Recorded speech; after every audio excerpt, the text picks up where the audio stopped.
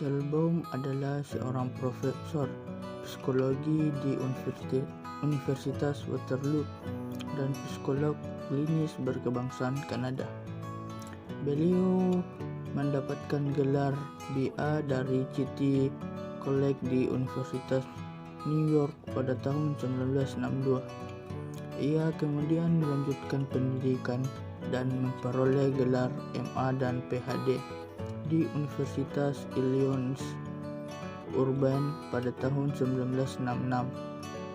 Pada tahun 1977, Michael Baum menerbitkan Cognitive Behavior Modification, sebuah teknik yang menempatkan pasien dalam kendali psikoterapi mereka sendiri dengan memodifikasi apa yang mereka katakan kepada diri mereka sendiri, yang mereka sebut dialog batin. Pendekatan konseling kognitif behavior modifikasi atau CBM diadaptasi dari Cognitive Behavior Therapy atau CBT.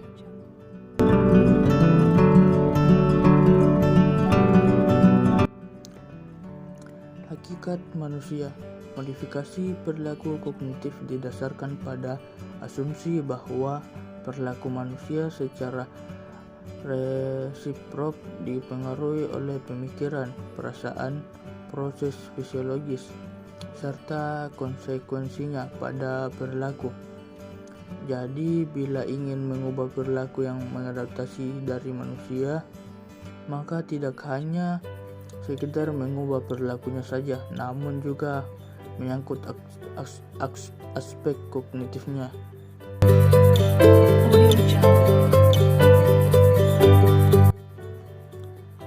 Konsep kunci yang pertama itu kognitif yang tidak adaptif mengarah pada pembentukan tingkah laku yang tidak adaptif pula. Kedua, peningkatan diri yang adaptif dapat ditempuh melalui peningkatan pemikiran yang positif. Yang ketiga, konseling dapat mempelajari peningkatan pemikiran mengenai sikap, pikiran, dan tingkah laku.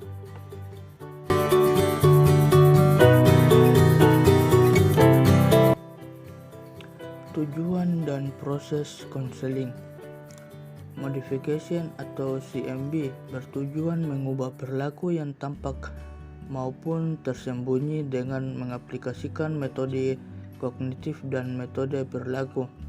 Hal ini berarti Cognitive Behavior Modification atau CMB mampu mengubah berbagai perilaku pada individu dengan cara mengubah pola pikir dan perilakunya. Prosedur yang terdapat dalam modifikasi perilaku kognitif ada bermacam-macam, termasuk di dalamnya terapi kognitif, terapi emotif rasional, latihan penurunan stres, latihan pengolahan kecemasan, kontrol diri, dan latihan instruksi diri.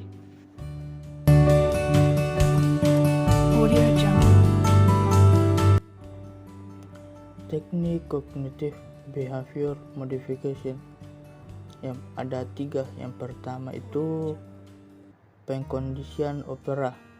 Pengkondisian opera lebih menekankan pada ranah lingkungan dalam bentuk konsekuensi yang mengikuti dari satu perilaku.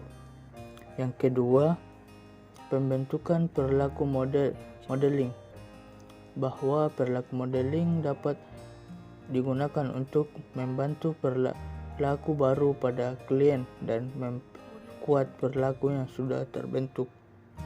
Yang ketiga, kontrak perilaku, persetujuan antara 2 orang atau lebih untuk mengubah perilaku tertentu pada konseling.